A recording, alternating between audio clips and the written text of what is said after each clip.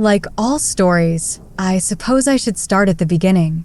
My name's Perry Kears. I'm 37 years old, work in education and usability. Weird combo, I know, and I like hard rock and big band jazz. I enjoy playing darts, cooperative games, and playing rounders. Oh, and I'm married. Though, I suppose I might as well not be. Sorry, I suppose that's not really the beginning at all. Let me try again. My wife, Alice, and I had been married for 5 years when the trouble started. Now, I don't believe in the supernatural per se, at least not rationally. Having studied psychology as part of my educational program, I do, however, believe in the power of the psyche to create incredibly elaborate traps for itself to get lost in. I suppose the closest thing I can come to think of the paranormal is how an otherwise seemingly healthy brain starts to put itself through impossible puzzles and challenges without having any real motivation for doing so. I want to make it perfectly clear right now that my wife had no history of mental illness, no abuse, no need to hide or compensate for things in her life and her psyche. Hell, it took me almost a year before I ever even heard of Richter syndrome. Have you? I'm not surprised if you haven't. It seems it's incredibly rare and not considered an actual disease. The similarities between cases are too much like one another for it to be a coincidence, however. But once again, I suppose I'm not really starting from the beginning. Alice worked with children with learning disabilities, aged 10 to 16. She was very patient and, quite honestly, put me to shame in her ability to explain things in easy-to-understand ways. She was, in my belief, also gorgeous, funny, intelligent, curious, and all in all a very good person. I think I remember the first instance of the Richter syndrome rearing its ugly head. We'd been cuddling a bit on the couch on a Friday evening after dinner, watching some easy-to-digest movie or another. She got up, telling me she was going to send a couple of work emails before bed, kissed me, and walked upstairs. To my surprise, it took less than 5 minutes for her to come down again and sidle up against me. She seemed a bit perturbed by something, but I shrugged it off. Done already, hon? No, I think the computer's broken. There's something weird going on with the screen.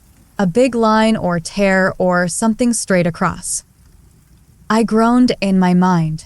A broken monitor, while not a huge expense, is still annoying as hell, especially considering it wasn't that old. I didn't think any more of it until the next morning. I got up first, as I usually do, letting her sleep in. Figuring to get a head start, I went and turned on the stationery in our joint workroom to see if I could see what's wrong and how big an issue it was. Considering Alice got no work done, I figured it was big. But fiddle as I might, I couldn't find anything wrong with it. Chalking it up to a graphics glitch or similar, I made a mental note of cleaning the inside of the chassis and went to make breakfast.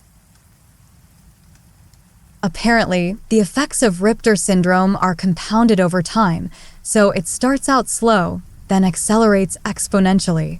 The next incident, if you can even call it that, didn't happen until, I don't know, for months later. We were once again on the couch, cuddling and watching a movie. She's got her arm up behind my back, absently playing with the hair on the back of my head. She often does this, and I love it, but this time, after fiddling around a bit, she would repeat the same motion. A downward stroke with 2 fingers, then a swipe right-left, then left-right, as if covering up the downward stroke. Rinse and repeat. At first I didn't react to it, but after she'd been doing it for a good 10 or 15 minutes, I got curious. Hon, why were you combing the same spot over and over? What do you mean?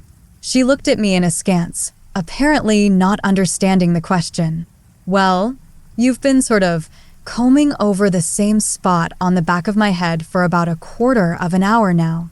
Do I have something in my hair? Oh, No. I think you have a straight patch where you're losing a bit of hair. A straight patch. Yeah, like a line. Untangling myself from her, I felt around on the back of my head, but couldn't find any area where the hair was thinner. You sure? Yeah, she said, touching me on the back of the head again. A pause, a bit of fiddling, then, I can't feel it anymore. I must have imagined it. Yeah, I suppose. It struck me as weird, but hell, we're entitled to that, aren't we? Next time was a couple of months later, after which things started accelerating. I came home early one day to see her at the dinner table, dejectedly looking down into what looked like a barely touched lunch. At first, she didn't react when I called out to her, so I went up to her, gave her a hug and a kiss, and asked what was wrong. Oh, hey Perry. Nothing, I went down to the bookstore to return that book I bought last week because it was damaged during printing or something, and the clerk told me I was just imagining things and that there was nothing wrong. I pointed it out to her, and she started telling me I was nuts and that this was my problem. I asked to talk to her manager about it, and she started calling me crazy and foul things, and to get out of the store. It was just so sudden. It completely killed my mood. The kids are out for a sports day today, so I went home early. I spoke gently to her as I hugged her again, nuzzling her wonderful, curly chestnut hair. It's okay, Han. Try not to let it get to you. People like that are horrible, and they're just trying to drag you down with them. Tell you what, why don't we go to the movies tonight, eat out, and just forget about this, and I'll take it down to the store first thing Monday. She smiled then, that lovely, warm smile, and kissed me. I think that was the last time I saw that smile as it should be. Come Monday, I went down to the store, intending to be honest, I went there intending to start trouble. You don't yell at my wife and get away with it. Not my gentle, loving Alice. Turns out, the clerk at the store and her manager had a different story to tell. They told me Alice had come in complaining that there was a crease or tear in the book that must have happened during printing and demanded a new book. The clerk, per procedure, checked the book before intending to dispose of it, but was confused when she couldn't find anything wrong with it. Asking my wife about it, Alice had told the clerk that it's right there, page 32 to 84. So naturally, I opened the book myself and, okay, I hadn't actually checked it before. But flipping through the pages, I couldn't find a single thing wrong with it. The clerk's manager continued the story, saying that when the clerk prompted Alice, my wife had gotten angry and raised her voice, causing the manager to come over. Alice had told them that they were swindlers and that the book was obviously defective and that they just wouldn't take responsibility. The argument had devolved from there, Alice insisting that the pages were somehow torn or marked, and then denying it. Eventually, the manager had lost it and told Alice was crazy and left the store. She seemed remorseful about it, and I wasn't too happy with it, but seeing as how there wasn't anything wrong with the book. I asked them if they would replace it for me, just to settle my wife's mind and mine, and the manager agreed. I think she just wanted to put it behind her. So did I, as it turns out, that was a futile hope. After this, I forget in which order things happened. All I can say is, things started getting worse.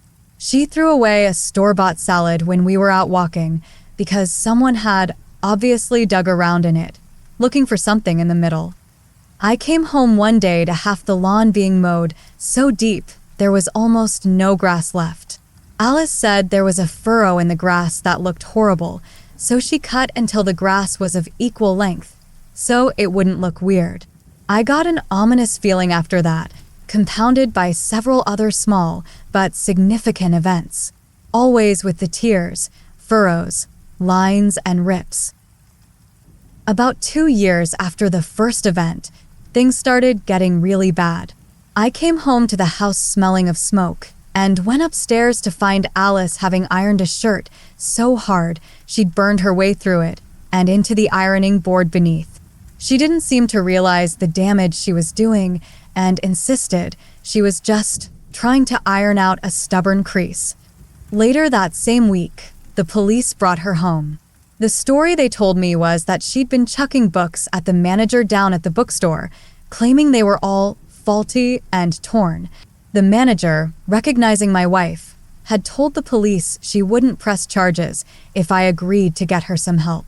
What else could I do? But she resisted efforts to get better, claiming she was fine, that it was somehow just a big conspiracy against her, trying to cover up the imperfections and mistakes all over the world. People ruining things, like our lawn, to try and get to her.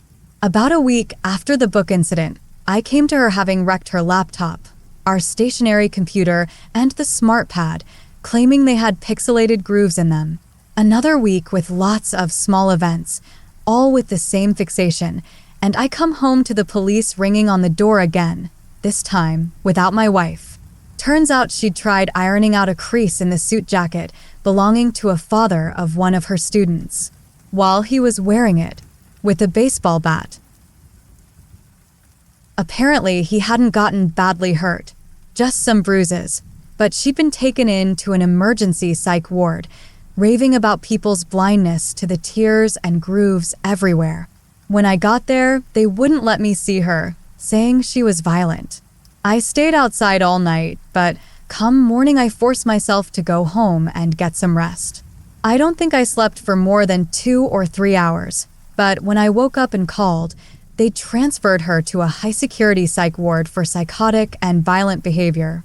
I drove there and they let me see her for a short while.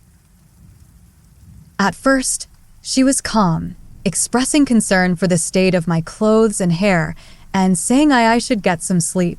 She quickly got herself worked up talking about everyday things, however, and soon she was screaming at me, accusing me of abandoning her and refusing to see what she sees, that I was just a cog in the great conspiracy against her and those like her. In the end, they had to sedate her and drag her away. That was the last time I saw her. She wouldn't let me see her anymore after that. But the last thing she said got me thinking, others like her. So I started doing research on the symptoms, and after about a week, I came across something called the Richter syndrome. Apparently, people suffering from Richter are somehow trapped in a mind maze wherein they start seeing flaws in things. It's not really flaws, per se, as some people see everything as broken or imperfect. People suffering from the Richter syndrome keep seeing jagged or straight tears, often beginning in books, texts, or artwork with repeating patterns. As if, hidden in the information of letters, there's a rip in what should be and what is. I can't exactly explain it, since I've never suffered from it myself, but that's supposedly what it is. Richter gets progressively worse, until the people suffering from it start seeing these things everywhere. Always eyeing something, though. It's not just overlaid over their entire environment. They fixate on small things, supposed crease, a tear, a furrow, a groove, a shallow indentation, always in the form of an uneven-edged tear or line. Supposedly, it often happens to people with no history or predilection for mental health issues. And as I said before, it apparently starts small, then gets progressively worse over time until they become violent and paranoid. Apparently, from what little I've been able to gather, there's been no cases of people getting better. They've had to be hospitalized for the rest of their lives. I haven't seen my wife since then, more than 2 years ago now. I never divorced her, and I haven't dated since. My life moves on, but I just can't forget that fixated mania, the preoccupation with rips in information. It just seems bizarre. The weirdest thing about Richter syndrome is that there's no mention of it existing prior to the digital age, which is why saying that the people suffering from it are hospitalized for the rest of their lives may be a bit premature. It also seems that almost all of the cases have never heard of others suffering from the disease or read about it, but they still tend to refer to themselves as one of many. That may just be the paranoid psychosis talking, but it just makes me wonder, what the hell causes a healthy mind to develop such a weird fixation? Could you really tell yourself if it happened to you? I guess this isn't really very paranormal or supernatural in any way. I just wanted to share my story about how a loving, caring woman turned into a paranoid psychotic for seemingly no reason. I mourn her, though she's still alive, and I wish I could help, both her and others like her. But the mind is a devious thing, inventing ideas and seeing patterns where there are none. I wonder what a rip in text, not a page, text, would even look like.